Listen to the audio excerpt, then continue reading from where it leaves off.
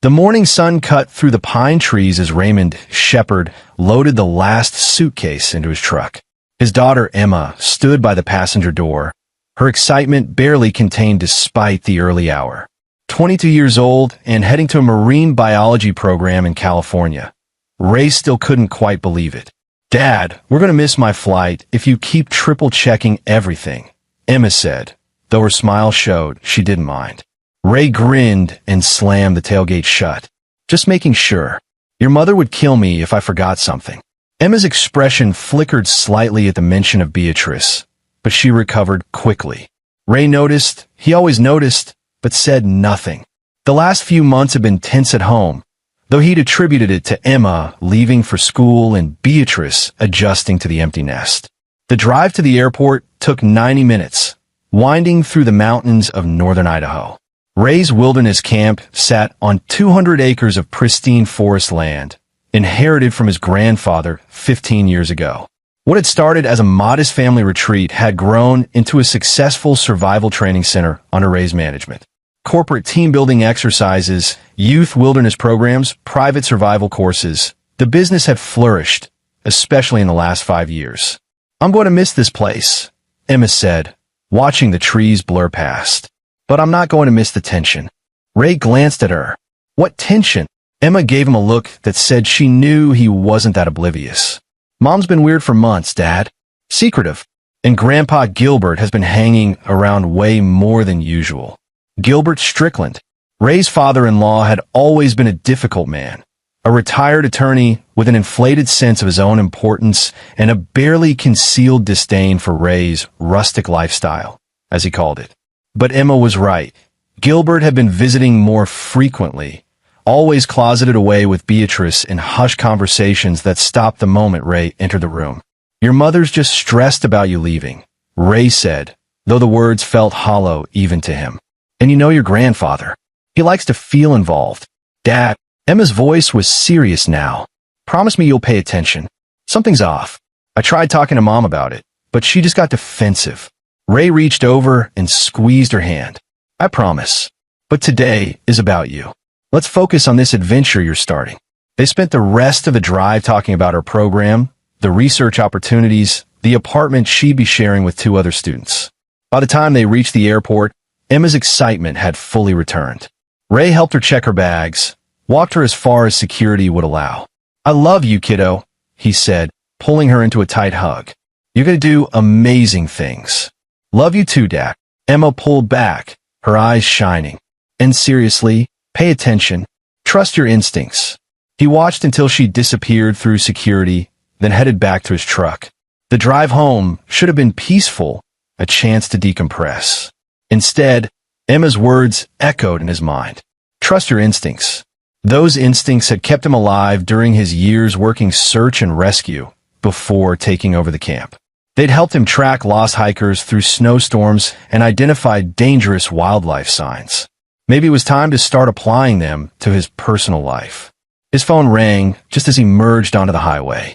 Rosario, or his name, flashed on the screen. Rosa had been their housekeeper for 8 years, a quiet woman in her 50s who'd become almost part of the family. She rarely called him directly. "Rosa? Everything okay?" The sound that came through the phone made his blood run cold. Rosa was crying. "No," sobbing, trying to catch her breath between words. "Mr. Ray, please don't come home." Her voice was desperate, terrified. "Check the security camera. Check it right now. I'm so sorry. Rosa, what's wrong? What's happening?" Ray's heart hammered as he signaled to pull over. "I came early to clean before my daughter's appointment, and I saw—" "Oh God, Mr. Ray, just check the camera. The living room. Don't come home. Please." The line went dead. Ray guided his truck onto the shoulder, his hands steady despite the adrenaline flooding his system. He pulled out his phone and opened the security app. He'd installed cameras throughout the house 2 years ago after a string of burglaries in the area. Beatrice had complained about the invasion of privacy, but Ray had insisted. Now his fingers trembled slightly as he navigated to the live feed from the living room. The image loaded. Ray's world tilted. Beatrice stood in the center of their living room, her face set in an expression of cold determination he'd never seen before. Next to her, Gilbert Strickland held a leather document folder open, both of them examining papers spread across the coffee table. But that wasn't what made Ray's breath catch. On the table between them lay a large Ziploc bag filled with white powder, too much to be anything innocent. Next to it, several prescription bottles. And in Gilbert's other hand, what looked like Ray's business checkbook. As Ray watched, frozen, Beatrice picked up one of the prescription bottles and opened it, dumping pills into her palm. She said something to her father, and he nodded, producing a small scale from his briefcase. They were measuring something, documenting something. Ray zoomed in on the documents. Even through the phone screen, he could make out his own forged signature on what appeared to be bank statements. His letterhead, his accounts. The implications crashed over him like an avalanche. They were framing him. Drugs, forged documents, embezzlement. No, wait. Ray forced himself to think clearly. The checkbook, the business documents, the sheer amount of what was clearly meant to look like cocaine. This wasn't simple embezzlement. This was elaborate. This was designed to destroy him completely. His phone buzzed with a text from Rosa. They don't know I saw. I left through back door. I'm scared, Mr. Ray. What do we do? Ray's mind raced. Emma's warnings. The secret of behavior. Gilbert's increased presence. How long had they been planning this? And why? The camp was successful, but surely not worth this level of betrayal. Unless understanding hit him. The camp sat on land the developers had been eyeing for years. Prime mountain property, adjacent to a planned resort expansion. Ray had turned down every offer, unwilling to destroy the wilderness his grandfather had loved. But if he were arrested, convicted, sent to prison, Beatrice as his wife would have power of attorney. She could sell.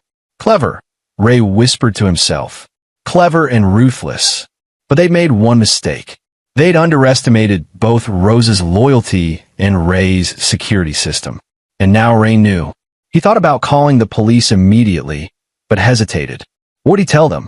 That his wife and father-in-law were in his house. They lived there. The drugs and forged documents. They'd claim they just found them. Were about to call the police themselves. They'd turn it around, make him look paranoid, unstable. Especially if Gilbert had already laid groundwork with local authorities about Ray's concerning behavior. No, Ray needed to be smarter than that. He pulled up his contacts and found Matt Bender, an Idaho State Police detective he'd become friends with during various search and rescue operations. They'd worked together on 3 missing persons cases, and Matt owed him more than one favor. Matt, I need your help, Ray said when the detective answered. And I need you to trust me without asking too many questions yet. That's never a good start to a conversation, Ray. What's going on? My wife and her father are in my house right now, planting drugs and forged documents to frame me. I have video evidence. But if I confront them or call the local police, they'll spin it. I need someone I trust. There was a pause. You're serious. Dead serious. I just dropped Emma at the airport, and my housekeeper called me crying, told me to check my cameras. Matt, they have what looks like kilos of cocaine and documents with my forged signature. Where are you now? Pulled over on Highway 95, about 90 minutes from home. Don't go home. Meet me at the camp. I'm 40 minutes out. I'll call for backup, but quietly. If this is what you say it is, we need to handle it carefully. Matt's voice had shifted into professional mode. Ray, are you sure about this? Absolutely certain? I'm looking at the video feed right now. I can send it to you. Do that. And Ray, don't do anything stupid. Let's handle this legally. Ray ended the call and texted the video file to Matt, then called Rosa back. She answered immediately. Mr. Ray, thank God. Are you okay? I'm fine, Rosa. Where are you? I'm parked 2 blocks away. I didn't know what to do. Should I call the police? No, I've already contacted someone I trust. Rosa, I need you to do something for me. Can you still see the house from where you are? Yes, I can see the driveway. Good. Watch it. If they leave, call me immediately and tell me which direction they go. But stay hidden. These people are dangerous. What are they doing, Mr. Ray? Why would Mrs. Beatrice? Her voice broke. I don't know the full story yet, but I'm going to find out. Rosa, thank you. You might have saved my life today. After hanging up, Ray sat for a moment, forcing himself to breathe steadily. The shock was wearing off, replaced by cold clarity. 15 years. 15 years he'd been married to Beatrice. They'd built a life together, raised Emma together. Or had they? How much had it been real? He thought back over the past year. The way Beatrice had pushed him to expand the camp, take out loans for renovations. The way she'd insisted he add her name to certain accounts for simplicity. The way she'd encouraged him to update his will after his grandfather's death, making her the executor. Small things he'd agreed to because he trusted her, because that's what married couples did. She'd been positioning pieces on a chessboard, and he'd been too blind to see it. Ray pulled back onto the highway, but instead of heading home, he drove toward the camp. The facility sat 15 miles past his house, deeper into the mountains. 20 buildings scattered across 200 acres. The main lodge, cabin clusters, a mess hall, equipment sheds, and his private office. During summer, the place hummed with activity. But it was late September now, and the season had wound down. Only a few late-season bookings remained. The drive gave him time to think. If Matt was 40 minutes out, Ray would beat him there by about 10 minutes. Enough time to secure certain things. Because whatever happened next, Ray needed to protect what his grandfather had built. The turnoff to the camp appeared, marked by a hand-carved wooden sign. Shepherd's Mountain Survival Camp, ST 1987. Ray's grandfather had been a legend in these mountains, a World War II veteran who'd spent his post-war years teaching survival skills and fostering respect for the wilderness. He'd taught Ray everything. Tracking, shelter building, fire starting, reading weather patterns, understanding animal behavior. More importantly, he taught Ray to trust his instincts and never ignore danger signs. Ray parked near the main lodge and went straight to his office in the back. He unlocked a floor safe hidden beneath a loose board, known only to him, and pulled out 3 things. Backup drives containing complete copies of his business records, his grandfather's original deed to the property, and a loaded Glock 19. He wasn't planning to use the gun, but he wasn't going to be unarmed either. His phone buzzed. Matt, watch the video. Holy shit. On my way with 2 other detectives. Don't engage. Another buzz. Rosa, they're leaving, getting into Mr. Gilbert's car. Mrs. Beatrice looks upset. Ray's pulse quickened. Which direction? Toward the mountains. Toward the camp. Of course. They must have realized Rosa saw something. And if they were coming to the camp, it meant they were desperate. Desperate people were dangerous. Ray texted Matt. They're heading here. ETA, unknown. Matt's response was immediate. Sit tight. We're 25 minutes out. Do not confront them. But Ray's mind was already working. The camp was his territory. Every trail, every structure, every hiding spot. He knew them intimately. If Beatrice and Gilbert were coming here, they weren't coming to talk. They were coming to finish what they'd started, probably to plant more evidence or to harm him directly while his alibi, dropping Emma at the airport, would make his presence here seem innocent. He moved quickly, gathering equipment from the storage room. A handheld radio, a portable camera, rope, a first aid kit. He wasn't going to hide, but he wasn't going to be stupid either. 20 minutes later, he heard a car engine. Ray watched from the lodge window as Gilbert's silver BMW pulled into the parking area. His father-in-law emerged first, looking around nervously. Beatrice followed, and even from a distance, Ray could see the tension in her movements. Then a third person stepped out of the back seat.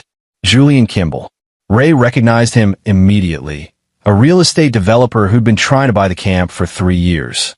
Young, slick, wearing an expensive suit that looked absurd in the mountain setting.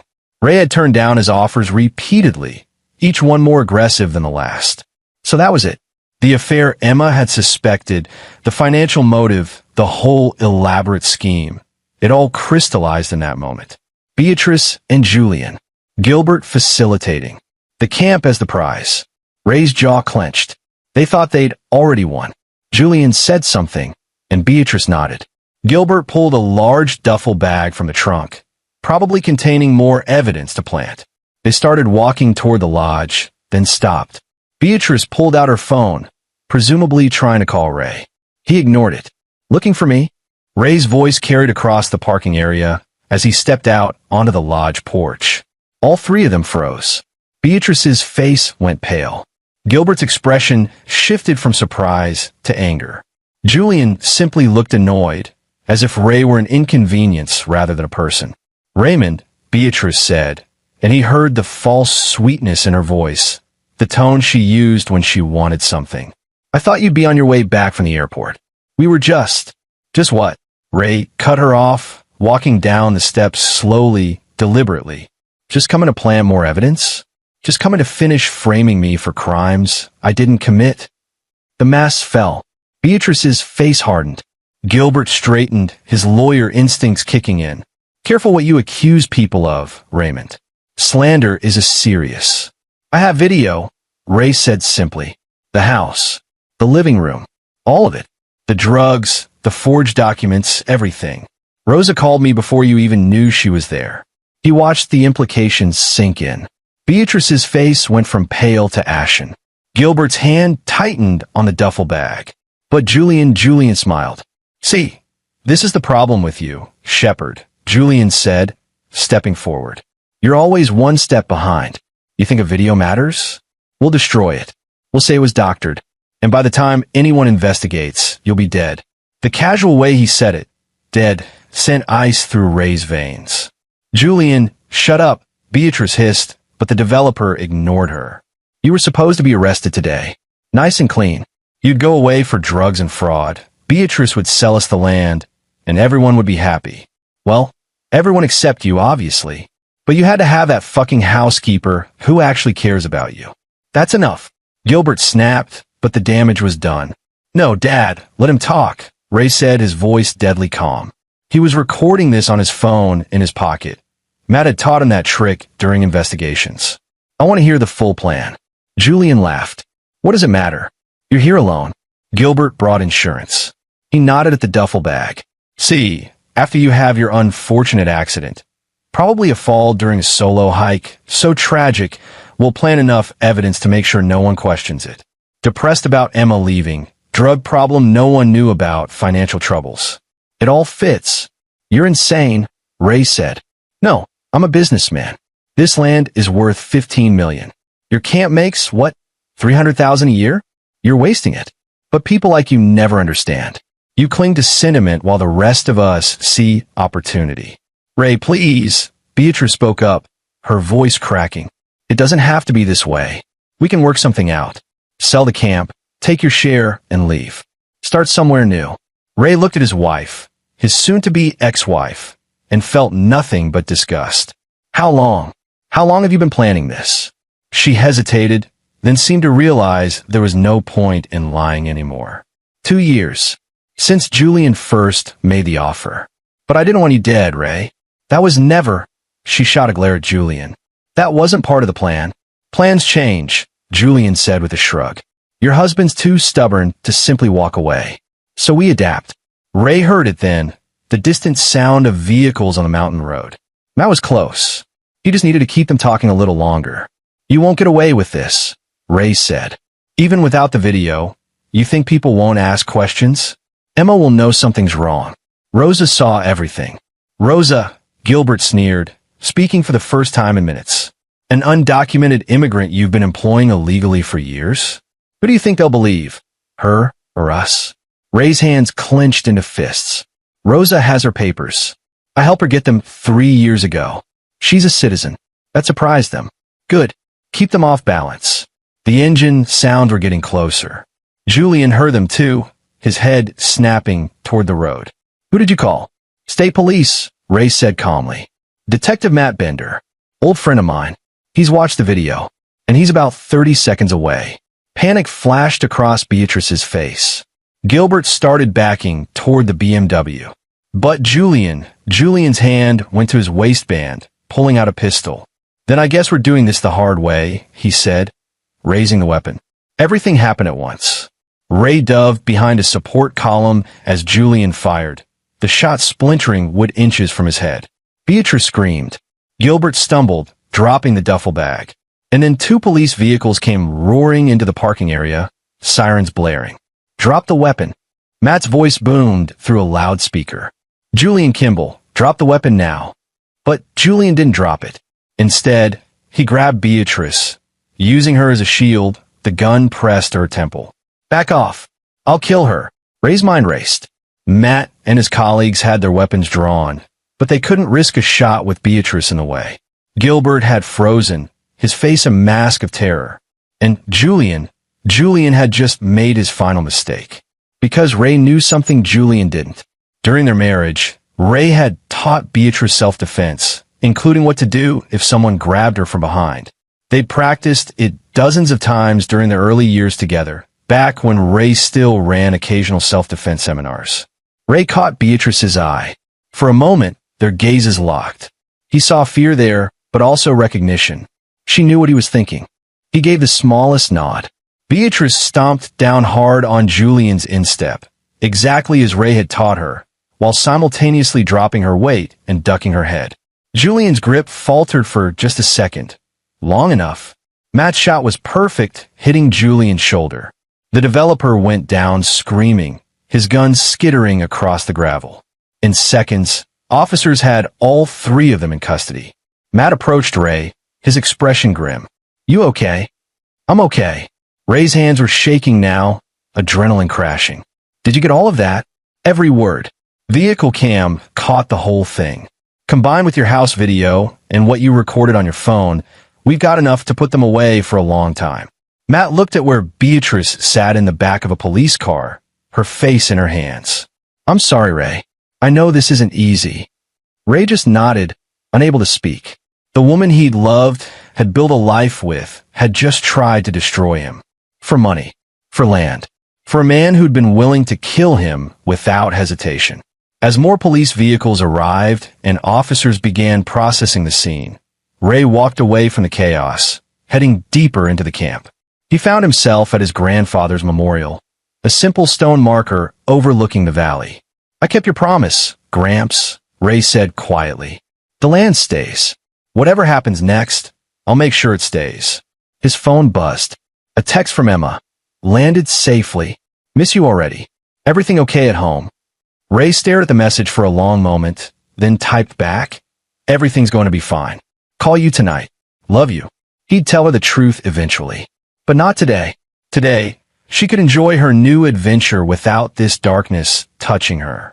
The sun was setting behind the mountains, painting the sky in shades of orange and purple.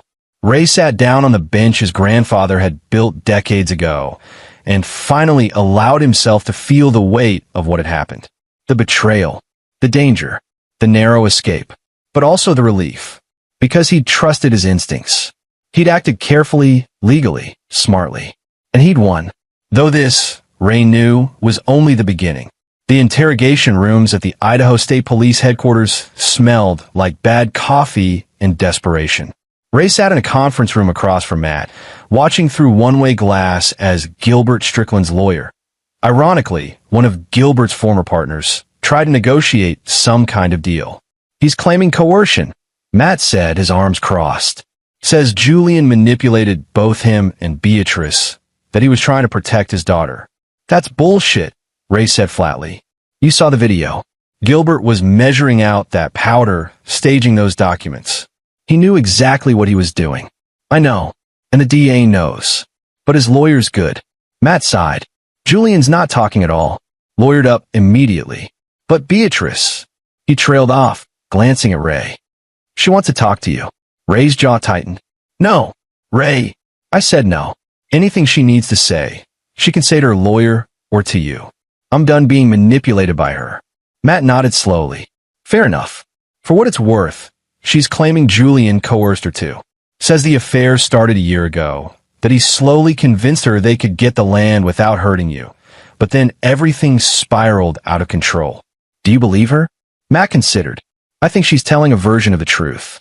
But a version that paints her as a victim instead of a co-conspirator. The forensic accountant we brought in found something interesting, though. Beatrice has been siphoning money from your joint accounts for 18 months. Small amounts, but consistent. It all went into an LLC owned by, guess who? Julian Kimball." Ray's hands clenched. She was funding him. "Looks like it. We're still tracking down all the financial connections, but it's clear this was premeditated and long-term." "The drug setup at your house?" "That was just the final stage. They'd been laying groundwork for months. Over the next 3 hours, Matt walked Ray through the evidence. Security footage from Ray's house showing Gilbert and Beatrice on 4 separate occasions, always when Ray was away at camp. Bank records showing the transferred funds. Text messages between Beatrice and Julian, carefully vague, but damning when combined with everything else. And most damning of all, a recorded conversation from Julian's car that had been caught on a nearby doorbell camera during one of his visits to the Shepherd home. "Here's the thing," Matt said, pulling up the audio file. "We got lucky. Your neighbor, Mrs. Chun, she has a high-end security system. Caught Julian and Beatrice talking in his car in your driveway about 6 weeks ago." He pressed play. Julian's voice came through tinny but clear. "Needs to be untraceable. Gilbert says he can get pharmaceutical-grade stuff that'll look like Ray's been stockpiling prescription meds. Combined with the financial records, we make it look like he's been running some kind of operation out of the camp." Beatrice's response: "But what if someone investigates too closely?" "They won't. Small-town cops, rural area, respectable family man with no history? They'll take it at face value. Especially after Gilbert plants the seed about Ray's recent stress and erratic behavior with a local sheriff." A pause, then Beatrice: "And if he finds out?" "He won't. And if he does, well, accidents happen in the mountains all the time." The recording ended. Ray felt sick. "That's premeditation," Matt said quietly. "That's conspiracy to commit fraud, conspiracy to commit murder, and about 6 other charges. Combined with what Julian said at the camp and what we found in his office, including a contract to purchase your land that had already been signed by Beatrice, forging your signature, we've got them cold." "What about Emma?" Ray asked suddenly. "Could they go after her? Try to claim she's involved, or use her as leverage somehow?" Matt shook his head. "Emma's clean. We've already checked her finances, communications, everything. She had no idea. In fact, some of her texts to Beatrice show she was suspicious that something was wrong." He pulled up a message from 3 weeks ago. Emma to Beatrice: "Mom, why is Grandpa always over? And why are you being so secretive? Dad's starting to notice." Beatrice's response: "Don't worry about it. Focus on your own preparations. Everything's fine." "Emma, it doesn't feel fine. I'm worried about Dad." "She tried to warn you," Matt said. "Multiple times, looks like." Ray remembered their conversation in the truck. "Promise me you'll pay attention." His daughter had seen what he'd been too trusting to see. His phone rang. "Speak of the devil." Emma's name flashed on screen. Ray stepped out of the conference room to answer, walking down the hallway to find a quiet corner. "Hey, sweetheart. Dad, what the hell is going on?" Emma's voice was tight with stress. "I just got a call from Aunt Sarah. She saw something on Facebook about arrests at the camp. She said Mom was taken into custody." Ray closed his eyes. He'd hoped to have more time before Emma found out. "Emma, I need you to sit down. Are you somewhere private?" "I'm in my apartment." "Dad, you're scaring me." So Ray told her. Not everything, not the most brutal details, but enough. The setup, the betrayal, Julian's involvement, the confrontation. Emma was silent for a long moment after he finished. "Mom tried to frame you." Her voice was barely a whisper. "She was going to Dad. He was going to kill you. But he didn't. I'm fine. The police have them all in custody." Oh my God. He could hear her crying now. "I knew something was wrong. I knew it. Why didn't I push harder? Why didn't I?" "Emma, stop. You did push. You warned me. And you couldn't have known how bad it was. None of this is your fault. Is it true about the affair? With that developer guy?" "Looks like it." More crying. "I'm coming home. I'm booking a flight right now." "No," Ray said firmly. "You're staying there. You're starting your program, your life. That's what matters. I'm handling things here." "Dad." "Emma, please. The best thing you can do for me right now is to be okay. To not let this destroy your future. Your mom made her choices, but you have your whole life ahead of you. Don't let her mistakes take that away." They talked for another 20 minutes, Emma alternating between anger, grief, and disbelief. Ray answered her questions as honestly as he could, trying to shelter her from the worst of it while not lying. Finally, reluctantly, she agreed to stay in California, but made him promise to call her daily with updates. After hanging up, Ray slumped against the wall. 24 hours ago, his biggest concern had been whether Emma had packed enough warm clothes. Now his marriage was over, his wife was facing multiple felony charges, and he'd come within seconds of being murdered. Matt found him there. "You okay?" "Emma knows. Someone posted about it on social media." Matt winced. "Yeah, word travels fast in small towns. The DA wants to meet with you tomorrow morning. We need to go over your testimony, make sure everything's solid for the grand jury." "Grand jury? This is going to trial, Ray. All three of them are facing serious charges. Gilbert's lawyer is already making noise about a plea deal, but the DA wants to make an example of this. Attempted murder, fraud, conspiracy. This isn't some white-collar crime we can sweep under the rug." Ray nodded slowly. "Good. I want them to face consequences. All of them. Even Beatrice?" Ray met Matt's gaze. "Especially Beatrice. She betrayed 15 years of marriage. She was willing to destroy me, destroy everything my grandfather built for money. For some developer who would have killed me without a second thought." His voice hardened. "Yeah, I want her to face consequences." That night, Ray stayed at a hotel. He couldn't bring himself to go back to his house. Not yet. He lay in the generic room, staring at the ceiling, replaying everything, looking for signs he'd missed. There had been so many. The way Beatrice had encouraged him to take on more debt to expand the camp, increasing his financial vulnerability.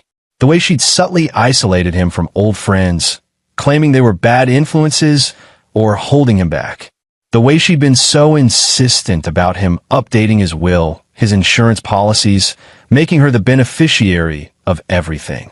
She'd been positioning pieces on a chessboard for years, and he'd been too trusting or too stupid to notice. His phone buzzed with a text from Rosa. "Mr. Ray, are you okay? I saw the news. I'm so sorry about all of this." He replied, "I'm okay, Rosa. Thank you for calling me. You saved my life." Her response came quickly. "You and Emma have been like family to me. I couldn't let them hurt you." "What happened to the house?" "Your things." Ray hadn't even thought about that. The house was in both his and Beatrice's names. His lawyer would have to sort out the divorce proceedings while criminal charges were pending. It would be messy. "Don't worry about that yet," he typed back. "I'll figure it out. You should take some time off. Paid. I'll send you 2 weeks' salary." "You don't have to do that, Mr. Ray." "Yes, I do. You've more than earned it." Another text came in, this one from an unknown number. "Mr. Shepard, this is attorney Vince Potts with Morrison & Associates. I've been retained by your wife to facilitate a conversation. She'd like to discuss a possible arrangement, too." Ray deleted it without reading the rest. Any communication would go through his own lawyer. He must have dozed off eventually, because he woke to sunlight streaming through the hotel curtains and his phone ringing. Not Matt this time. His own attorney, Bob Ayala, whom Ray had called from the police station the night before. "Ray, we need to talk," Bob said without preamble. "I've reviewed the police reports and the evidence they shared with me. This is bad. For them, I mean, good for you." That's what Matt said. Matt's right. But there's something else. "I got a call this morning from Vince Potts. He's representing Beatrice. He wants to discuss a divorce settlement that would involve her pleading guilty to reduced charges in exchange for signing over all her interests in the camp and the house." Ray sat up. "What's the catch?" "The catch is she wants you to provide a character statement to the judge, asking for leniency. She's trying to paint herself as a manipulated spouse who got in over her head." "Absolutely not." "Ray, think about it. You'd get everything. The camp, the house, full custody of any shared assets. She'd be out of your life, and she'd get a lighter sentence. Maybe probation instead of prison time. No deal, Bob. She made her choices. She can face the consequences." Bob sighed. "I figured you'd say that. For what it's worth, I agree." Her lawyer also mentioned that Julian Kimball's attorney is floating the idea of Julian testifying against Beatrice and Gilbert in exchange for a reduced sentence. That got Ray's attention. Julian turning on them? Makes sense. He's the one who physically pulled a gun, took a hostage, made explicit threats.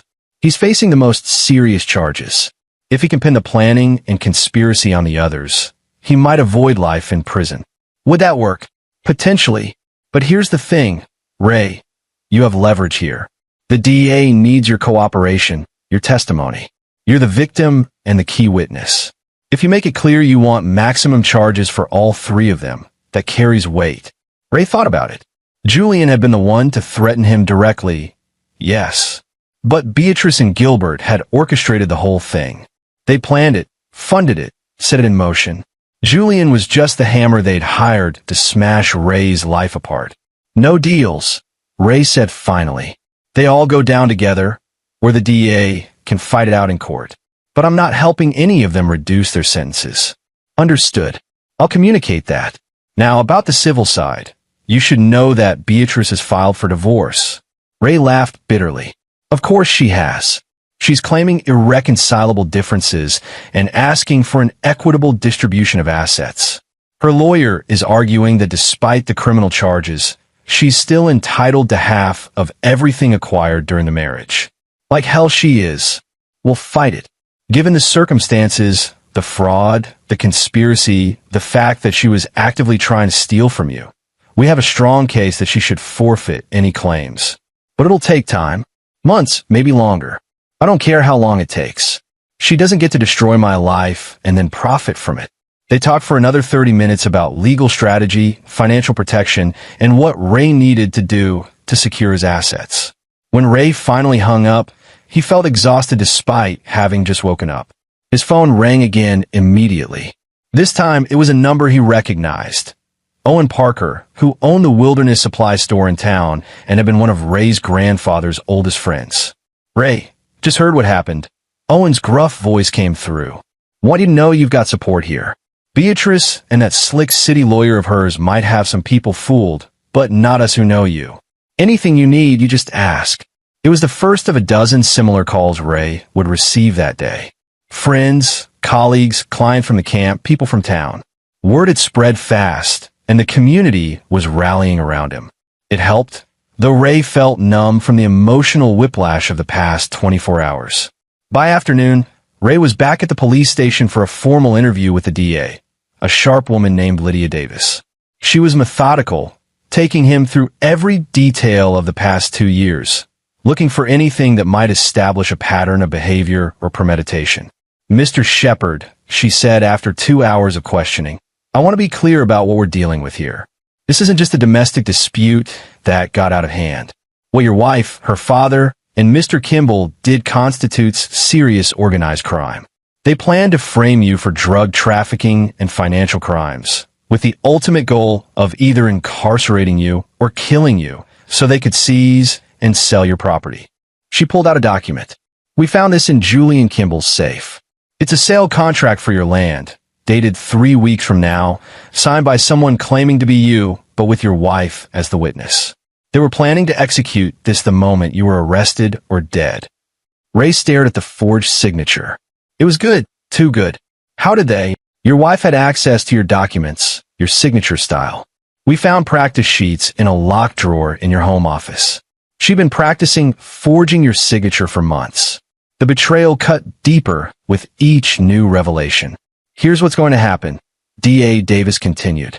We're charging all three of them with conspiracy to commit murder, attempted murder, fraud, forgery, and about a dozen other charges. Julian faces the most serious sentence because he physically attempted to carry out the murder. But Beatrice and Gilbert were the architects. They're equally culpable in my view. What are we looking at for sentencing? If convicted on all counts, Julian could face life without parole. Beatrice and Gilbert are looking at minimum 20 years, possibly much more. But, she paused.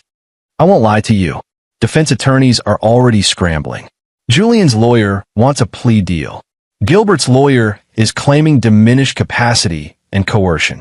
And Beatrice's lawyer is painting her as an abused spouse who was manipulated. That's ridiculous, Ray said. I never abused her. I know, and we'll prove it. But I need you to be prepared for them to drag your name through the mud. They'll claim you were controlling, that you isolated her, that you were financially abusive, anything to make her look like a victim instead of a perpetrator. Ray felt his anger rising. So, I'm going to be put on trial even though I'm the victim? Welcome to the criminal justice system, DA Davis said dryly. But here's the good news.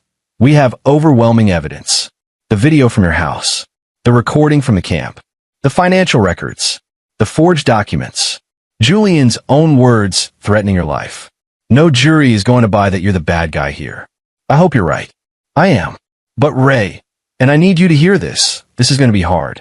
It's going to take months, maybe more than a year. There will be depositions, hearings, a trial. Your personal life will be dissected.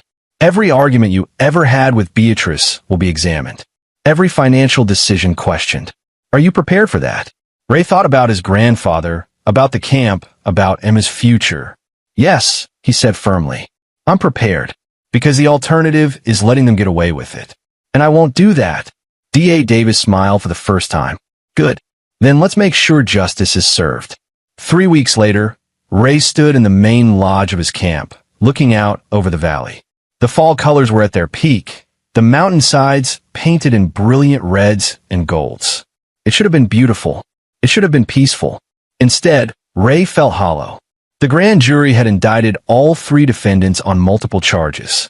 Bail had been set impossibly high for Julian. He remained in custody. Gilbert had posted bail, but was under house arrest with an ankle monitor. Beatrice had also posted bail, though she was prohibited from contacting Ray or coming within 500 yards of either his home or the camp. The divorce proceedings were underway. Ray had moved back into the house after having it thoroughly cleaned and debugged. Matt had found 2 hidden cameras and an audio recorder that Beatrice had installed to monitor Ray's activities. His lawyer was using these as evidence of her premeditation and manipulation.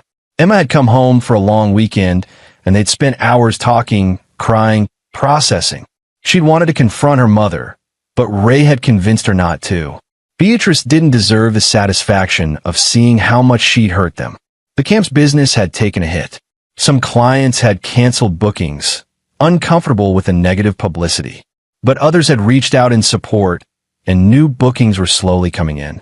Ray had hired 2 additional staff members to help pick up the slack while he dealt with the legal proceedings. Rosa had insisted on coming back to work, though Ray had told her she didn't need to. "This is my family," she'd said simply. "I'm not leaving you to deal with this alone." Now, as Ray stood in the lodge, he heard footsteps behind him. He turned to find Matt approaching, holding 2 cups of coffee. "Thought you could use this," Matt said, handing one to Ray. "Thanks." Ray took a sip.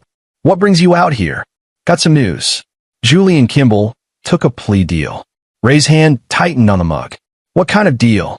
He agreed to testify against Beatrice and Gilbert in exchange for reducing the attempted murder charge to assault with a deadly weapon.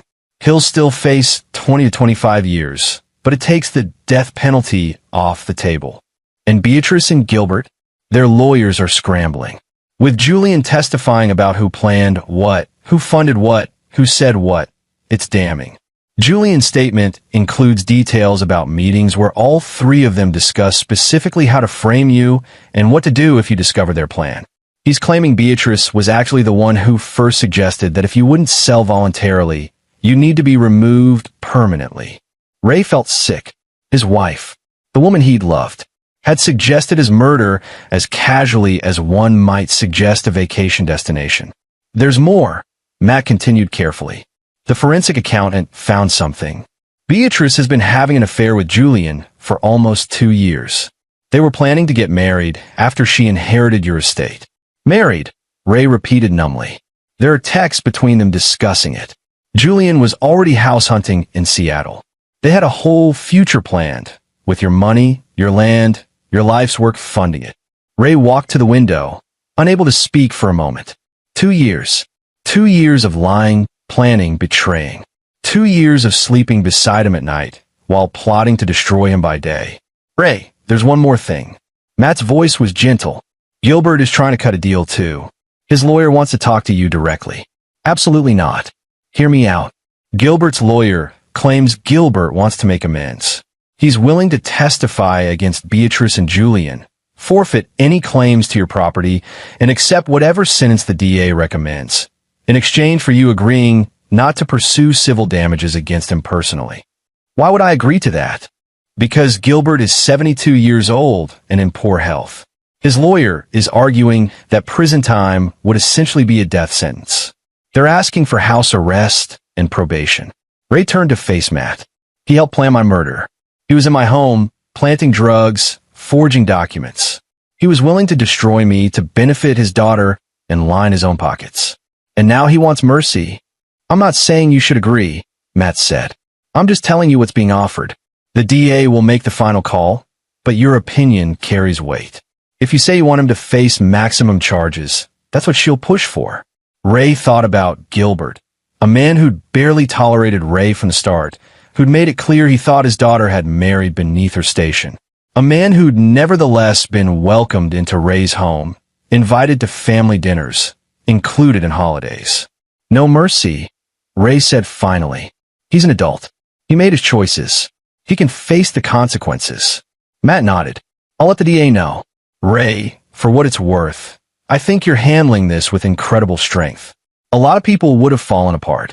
I'm falling apart on the inside, Ray admitted. I'm just too stubborn to let it show. That night, unable to sleep, Ray found himself hiking one of the camp trails by moonlight. It was something his grandfather used to do, walk the land when troubled, let the wilderness provide perspective. He ended up at the highest point on the property, a rocky outcrop overlooking the valley. In the distance, he could see the lights of the town, tiny pinpricks against the darkness. How many of those lights represented people dealing with their own betrayals, their own pain, their own struggles? His phone vibrated. A text from an unknown number. Ray, it's Beatrice. I know I'm not supposed to contact you, but I'm using a friend's phone. Please, I need to explain. None of this was supposed to happen this way. I never wanted you hurt. Julia manipulated me. Can we please talk? Ray stared at the message for a long moment, then deleted it without responding. He knew her lawyer would claim her phone had been stolen, that she didn't send the message. But it didn't matter. He had nothing to say to her. A second text came through. I still love you. Everything I did because I felt trapped. You were always so focused on the camp, on your grandfather's legacy. I felt invisible. Julian made me feel seen. Ray's jaw clenched. She was trying to rewrite history, paint herself as a neglected wife who strayed out of loneliness. But the evidence told a different story. Evidence of calculation, premeditation, cold planning.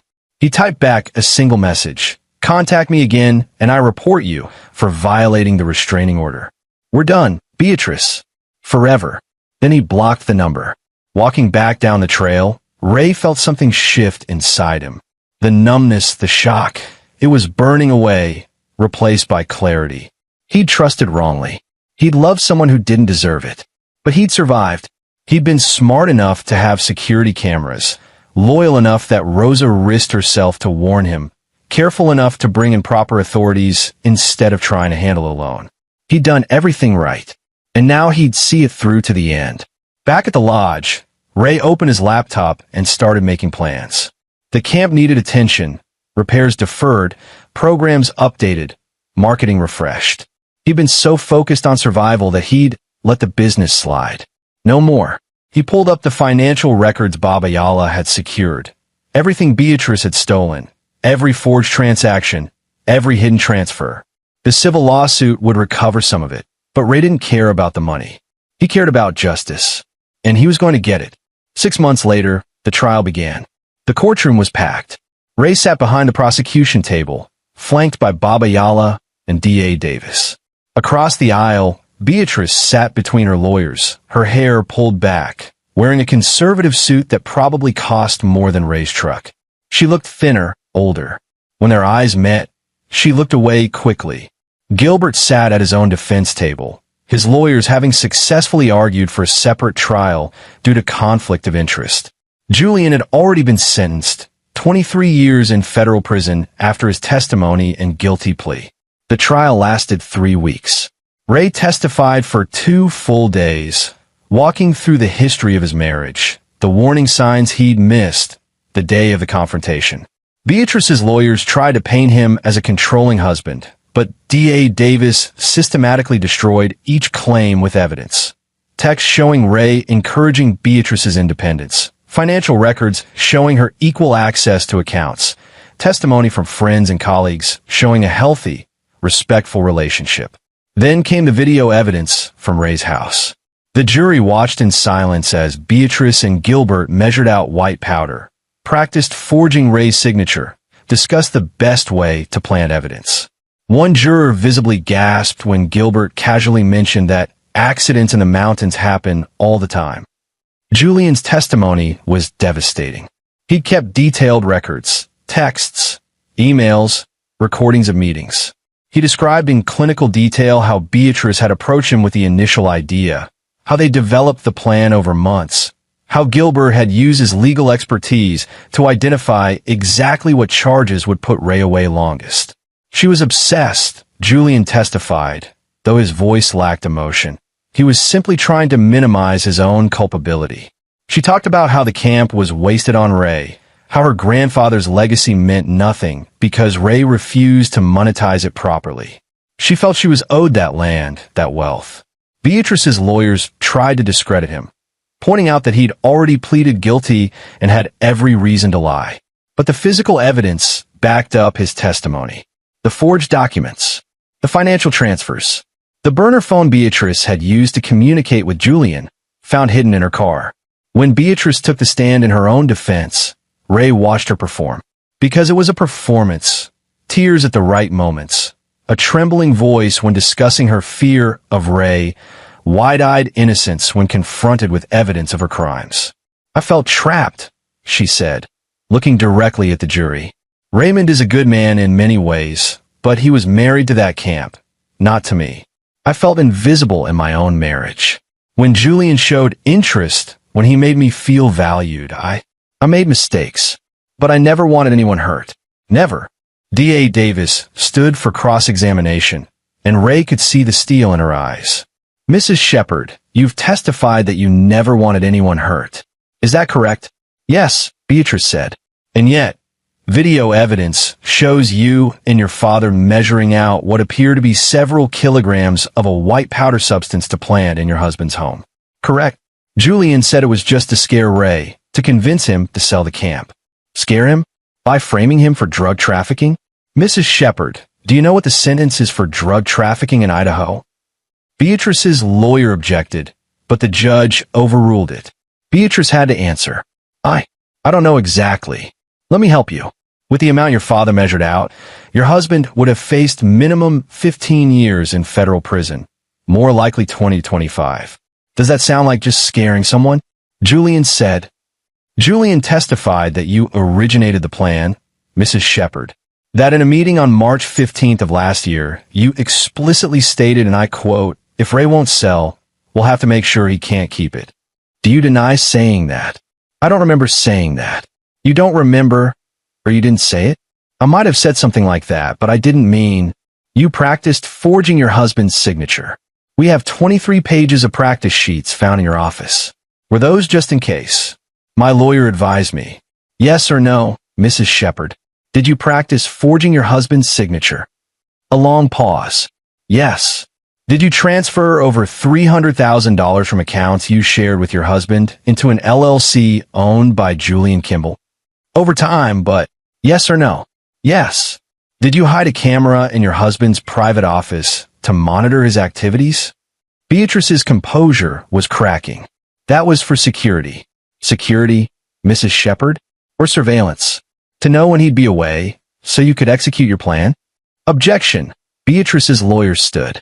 Counsel is badgering the witness. Sustained. Rephrase, Ms. Davis. Mrs. Shepard, when did you install the camera in your husband's office? I don't remember exactly. Our forensic examination shows it was installed 4 months before your husband's planned arrest. That's a very specific timeline, isn't it? Almost as if you were preparing for something. The cross-examination continued for hours. By the end, Beatrice was openly crying, her carefully constructed narrative in tatters. The closing arguments were swift. Beatrice's lawyer made an impassioned plea about manipulative men and vulnerable women, but it rang hollow against the mountain of evidence. D.A. Davis methodically laid out the timeline of the conspiracy, the evidence of premeditation, the cold calculation that had gone into every step. Ladies and gentlemen of the jury, she concluded, this is not a case of a woman who made mistakes out of loneliness or desperation. This is a case of calculated, premeditated conspiracy to commit fraud and murder. The defendant planned for months, possibly years, to steal her husband's life's work and, if necessary, to end his life. She deserves no mercy because she showed none. The jury deliberated for 6 hours. When they returned, their verdict was unanimous. Guilty on all counts. Beatrice's face went white. Her lawyers immediately began discussing appeals, but Ray knew it was over. The evidence was too strong, the verdict too clear. Gilbert's trial followed 2 months later, and with Julian and Beatrice already convicted, he had no defense. His jury took 3 hours to convict him as well. Sentencing came another month after that. Ray sat in the courtroom as the judge read the sentences. Julian Kimball, 23 years in federal prison, no possibility of parole before 20. Gilbert Strickland, 18 years in state prison, with possibility of parole after 12. Beatrice Shepard, 25 years in state prison, possibility of parole after 18. As Beatrice was led away in handcuffs, she turned to look at Ray one last time. He met her gaze steadily, felt nothing but cold satisfaction. Justice had been served. Outside the courthouse, reporters swarmed, but Ray had only a brief statement prepared. Justice has been done. I'm grateful to the prosecutors, investigators, and jury who saw through the lies and manipulation. My focus now is on rebuilding my life and honoring my family's legacy. Matt found him afterward. How you doing? Better than I thought I'd be, Ray admitted. It's not closure. I don't think there is such a thing. But it's resolution. They'll face consequences. That's what matters. What's next for you? Ray thought about the camp, about Emma thriving in California, about the life he'd rebuild. Forward, he said simply. I keep moving forward. 1 year after the trial, Ray stood at the grand reopening of Shepherd's Mountain Survival Camp. He'd spent the past months renovating, expanding, and modernizing the facility. The legal battles have been costly, but the civil lawsuit against Beatrice, Gilbert, and Julian's estate had recovered most of what was stolen, plus damages. More importantly, the publicity, while initially damaging, had ultimately drawn attention to the camp. People wanted to support Ray, to be part of his story of survival and resilience. Bookings were up 200% over the previous year. Emma stood beside him, home for the summer before her senior year. She'd grown stronger through the ordeal, more focused. The betrayal had hurt her deeply, but she'd channeled that pain into purpose, excelling in her studies and beginning research on ocean conservation. Grandpa would be proud, Emma said, looking around at the crowd gathered for the reopening ceremony. You saved his legacy. Our legacy, Ray corrected. This belongs to you too. When you're ready. Rosa circulated through the crowd with trays of refreshments, her face beaming. Ray had promoted her to facility manager. She'd earned it, and more. Her loyalty, her courage in that crucial moment, had saved his life. Matt was there too, along with D.A. Davis and Baba Yala. They'd become friends through the ordeal, bound by the shared experience of seeing justice done. As Ray prepared to give a speech welcoming everyone, his phone buzzed with an email notification. His lawyer, forwarding an update from the prison system. Beatrice Shepard has filed an appeal claiming ineffective counsel and new evidence. Appeal denied by circuit court. Ray deleted the email without reading further. Beatrice would probably file appeals for years, grasping at straws, trying to reduce her sentence. It didn't matter. She was locked away, unable to hurt him or anyone else. He stepped up to the microphone, looking out at the crowd. Friends, clients, supporters, staff. People who'd stood by him, believed in him, helped him rebuild. Thank you all for being here today, Ray began. This camp has been in my family for nearly 40 years. My grandfather built it with his hands, instilled in me a love for this land and these mountains. A year ago, I almost lost it all. Not to nature or bad business, but to betrayal. He paused, choosing his words carefully. I'm not going to sugarcoat what happened. People I trusted tried to destroy everything my grandfather built, everything I'd worked for. They came close to succeeding. But they underestimated 3 things: the strength of loyalty, the power of truth, and the importance of community. Ray gestured around the camp. Every person here represents one of those things. Rosa, or who had the courage to warn me when she saw danger. Detective Matt Bender, who pursued truth regardless of personal connection. All of you who believed in me in this camp when it would have been easier to walk away. This reopening isn't just about facilities and programs. It's about proving that integrity matters, that justice exists, that good can triumph over greed and betrayal. My grandfather taught me that survival isn't just about skills, it's about character. Today, we honor that lesson. The crowd applauded. Ray caught Emma's eye. She was crying but smiling. Over the following months, life settled into a new normal. Ray threw himself into the camp, developing new programs, building partnerships with schools and organizations. He started dating cautiously, nothing serious, just remembering how to trust again slowly. Emma visited regularly, bringing friends from school to experience the camp. She talked about coming back after graduation, maybe developing a water-based survival program, combining her marine biology expertise with the camp's wilderness focus. The civil lawsuit continued to wind through courts. Ray's lawyers were pursuing not just financial recovery, but also ensuring that none of the conspirators could profit from their crimes. No book deals, no media appearances for pay, nothing. They tried to steal his life. He'd make sure they gained nothing from it. Sometimes, late at night, Ray still thought about those moments in the parking lot when Julian had pulled the gun. How close he'd come to dying. How different Emma's life would have been if things had gone the other way. But mostly, he focused on what he'd gained. Clarity about who mattered in his life, strength he didn't know he possessed, and a renewed commitment to the values his grandfather had taught him. 2 years after the trial, Ray received a letter forwarded through his lawyer. It was from Beatrice, written from prison. He almost threw it away unopened. But curiosity won. Dear Raymond, it began in handwriting that still looked familiar despite everything. I don't expect forgiveness. I don't deserve it. But I need you to know that I am truly sorry. Not sorry I got caught. Sorry for what I did. The person who planned those things, who betrayed you, who was willing to see you destroyed. I don't recognize her anymore. Prison gives you a lot of time to think, to realize what you've lost.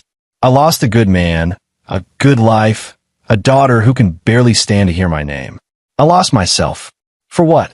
Money I'll never see? Land I'll never walk on?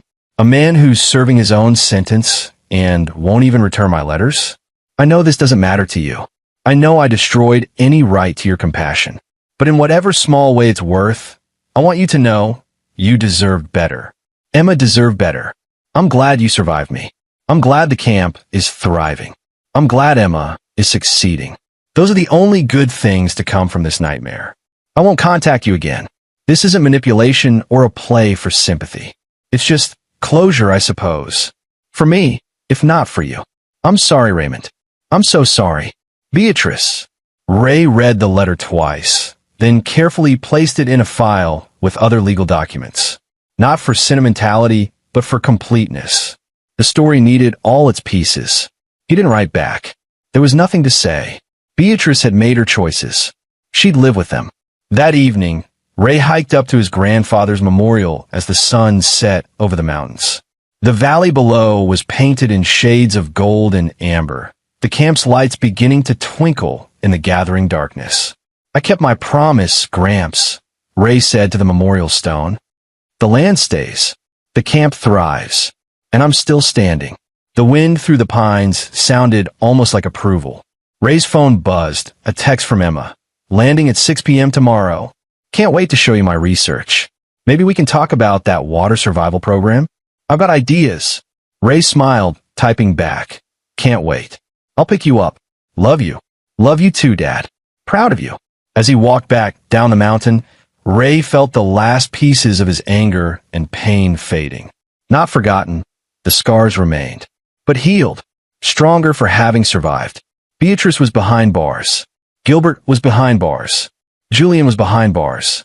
Justice had been served, fully and completely.